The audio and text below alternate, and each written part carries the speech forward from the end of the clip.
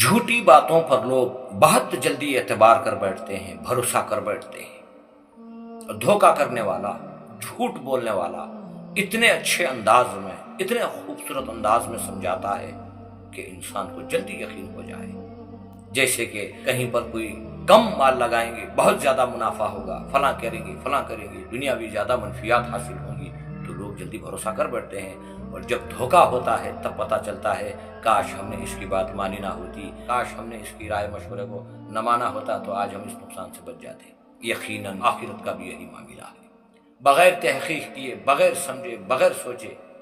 کسی کی باتوں میں آ کر ہم نے کچھ ایسے بدعات و خرافات کو اپنا لیا ہے جس کا اسلام میں کوئی ثبوت نہیں، اسلام میں اس کی کوئی دلیل نہیں، کوئی سند نہیں، تو ہمیں آخرت میں پچھتانا پڑ جائے گا کہ ہم نے کاش اس کی بات نہ مانی ہوتی، اس کی بات کو ہم نے اعتبار نہ کیا ہوتا اور اس کے پیچھے ہم نہ چلے ہوتے تو کتنا بہتر تھا۔ اللہ نے واضح طور پر کہہ دیا ہے سورہ ابراہیم کے اندر کہ جب حشر کے میدان میں لوگ جمع ہوں گے، ضعیف العقل کہیں گے علم والوں سے، متکبرین سے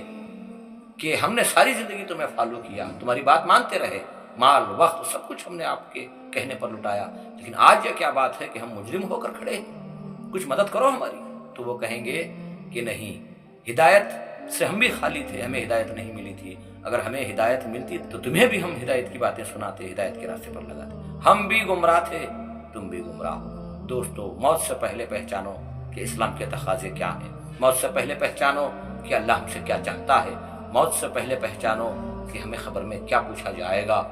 موت سے پہلے پہچانو کہ حشر کے میدان میں ہم سے کیا پوچھا جائے گا اور وہاں کون سی چیزیں ہمارے لیے کام آئیں گی۔